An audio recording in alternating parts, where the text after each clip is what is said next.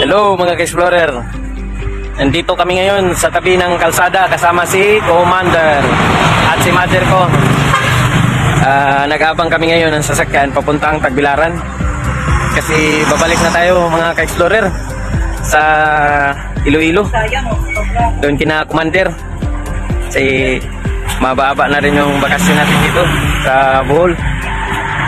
Kaya mag-abang muna kami ng sasakyan, van ba o bus na papunta Tagbilaran. What? So, mga ka-explorer, abangan nyo ulit yung biyahe ko. Pasibo to Iloilo. Kasi ngayon, paano pa to eh? Tagbilaran, Bohol. Susunod, Tagbilaran, Cebu, then Cebu, Iloilo na. Kaya, subaybayan nyo lang kami mga ka-explorer. Nandyan nga pala si Pader, oh. Karating lang.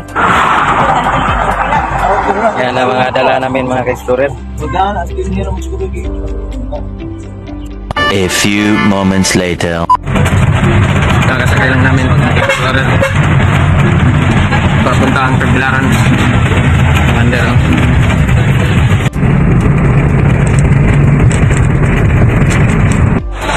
Dahil napaaga kami ni Commander sa pagpunta sa port mga ka-explorer, ay nagumala muna kami.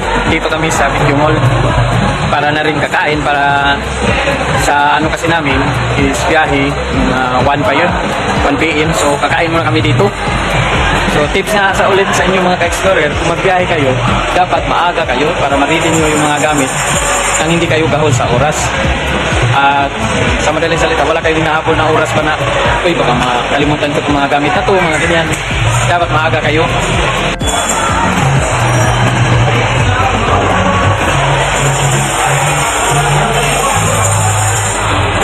Ito na siya mga ka-explorer. Katatapos lang namin kumain. Oh, yan na oh. Parang hindi halatang gutom mga ka-explorer. Pero may pa-take out pa kami. Galing mo pala dyan ah. Hindi ko alam ah. Kasi sobra, busog na. So, yan siya oh. A few moments later. Mga first aider. Sila yung mga first aider dito sa port ng Tagbilaran. Ka-explorer oh. Hi vlog! Welcome to my girl, Stella. Stella, si... Ano ba? Sige. Salamat. Tama talaga mga explorer yung desisyon namin na kumuha muna ng ticket. Doon pa lang sa na kumuha na kami. Para hindi kami mahirapan kagaya nito. Daming tao. Kasi nga tapos ng Holy Week. Kasi balikan yung mga tao. Kaya ayos, tama yung desisyon namin na Commander na maaga kuha na ng ticket, mag-book na ba? Yung mga technique namin.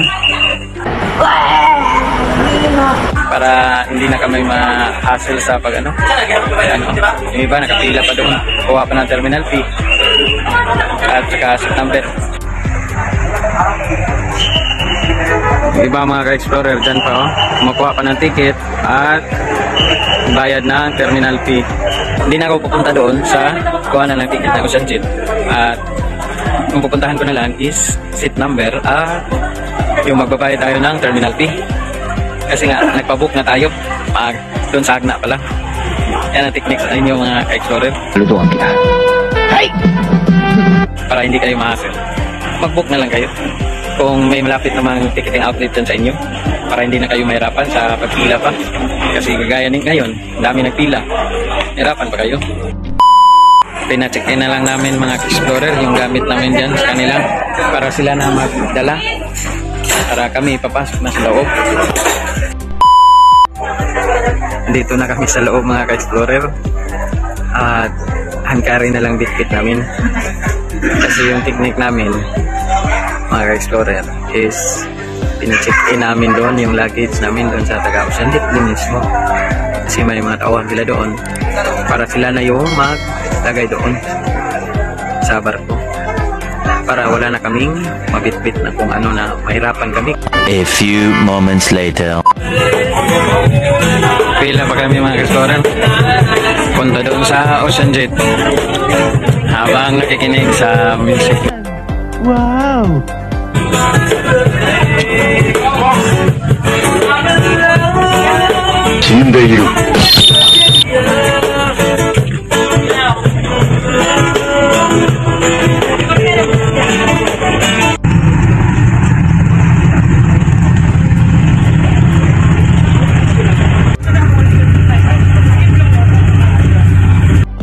few moments later.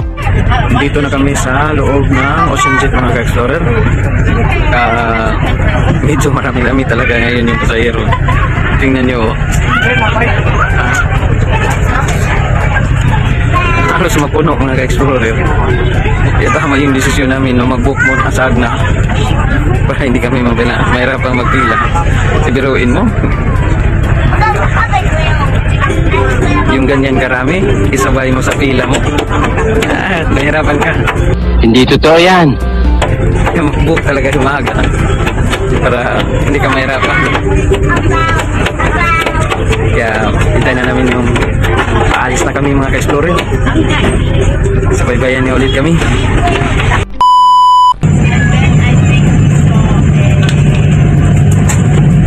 A few moments later. Nag-minor na mga ka-explorer.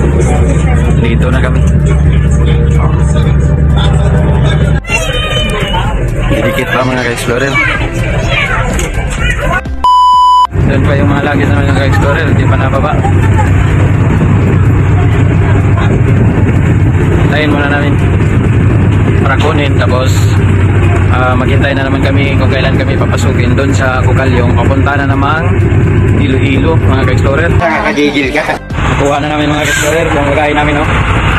Yan. Dami pa kasi pasahero doon. Nakuha din ng kanilang mga luggage. Kaya natagalan kami. Dito na ako sa loob mga ka-explorer. Hinihintay na namin yung boarding papuntang Iloilo.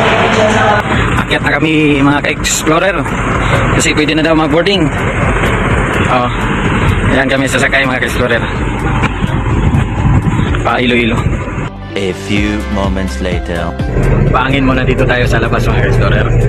Kasi maya-maya pa naman to mga 7.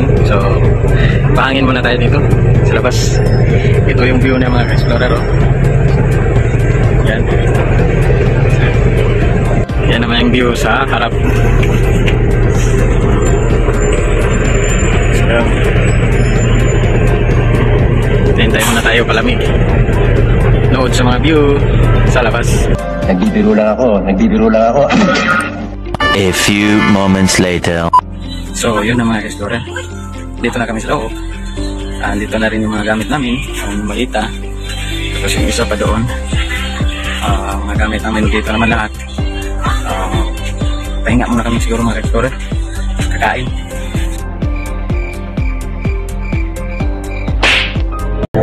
Siya nga pala ka-explorer. Kaya ako, hindi ko na na-video pala yung pagkuha ko ng ticket sa Kukalyong papuntang Iloilo. Kasi sa Hagna pa lang doon sa Bohol, nagpabook na ako. Pati yung Cebu to Tagbilaran to Cebu, nakabook na rin kami doon. Kaya rin dito sa pa Iloilo kami, nakabook na rin ako. Kaya hindi na ako pumila doon. Pagpunta ko na lang doon sa port, pagpasok ko, yung terminal fee ko na lang binayaran ko. Kasi yung gaya ng ginawa ko rin, marami kaming dala, pinaano ko na ng porter, binayaran ko na lang para pag-akyat namin is yung hand carry na lang yung dala namin para hindi na rin kami ma-hassle. Di ba pakialam mo? Pahabol pala mga ka-explorer dahil sa mahaba yung biyahe namin. At tapos napaaga yung pagdating namin dito sa Cebu kasi nakarating kami mga 1 PM yung namin 1 PM yung paalis namin galing Tagbilaran. Nakarating kami mga 3 or malapit na mag 3 ganun. Inano na lang namin kasi maaga pa mga magpapasok sila sa barko Iloilo is 4. So ang ginawa ko, bumili na ako ng pagkain para may hapunan kami. Para doon na kami sa barko kakain kasi mahaba pa mga papabiyahe namin. At mga pangbukas na rin kagaya ng cup noodles, gatas, ganun. Yan na lang bilhin mo. Kaya mga explorer, yun na nasabi ko na sa inyo. See you tomorrow na lang. Kasi magpahinga na rin ako. Papasok na ako sa loob kasi mahaba pa biyahe. See you tomorrow mga ka-explorer.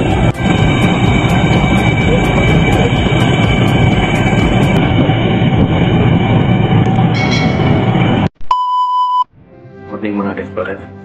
Kagigising na natin.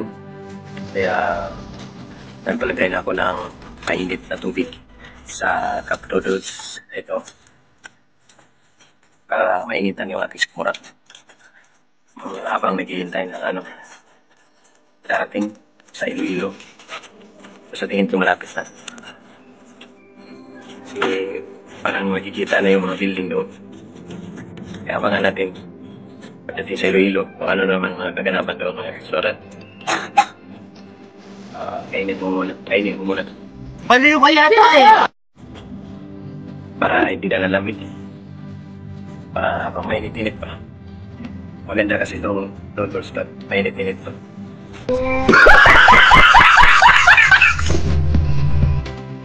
Mainit. Patuloy lang sa agos ng buhay. Kahit marami pa ang hadlang. Basta ikaw ay may pagpursige at pangarap. Makakamtan mo rin yun sa matamis mong tagumpay. Nasaludoan kita. Hey!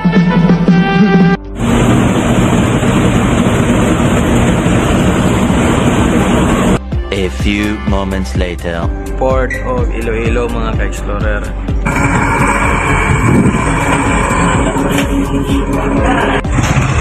Kakapalikit pa lang ng barko sinasakyan natin mga ka-explorer. Mas naibi na. Hintay na lang tayo ng pababain. Hintay tayo ng go signal na pwede na tayong bumaba. From Cebu 7 p.m. Nakarating dito sa Iloilo Port 9 a.m. So yun yung biyahe niya mga ka-explorer. What? So punta muna ako sa cabin ko para kunin yung mga gamit para hintayin ko na yung go signal na pwede na kami bumaba mga explorer. Dito na kami sa labas mga explorer kasi may pinapalabas na ako. Yung gamit namin. Nandun na yung gamit namin. So, hinintay lang namin na luluwag na yung pila doon. Kasi marami pa. Ito na mga dala namin guys. Explorer. So, mga ka-explorer, dito na tayo sa labas. Niready ko na yung mga gamit. Yan. Para kung luluwag na, saka kami baba. Kasi yan marami pa. Tayo na lang namin na kunti na, saka kami bababa din. So yun pala mga ka-explorer. Ang biyahe namin sa Cebu is 7 p.m. pala, gabi. Tapos nakarating kami dito 9. So yun yan. Bababa na kami mga ka-explorer. Ito na mga gamit namin Bababa namin.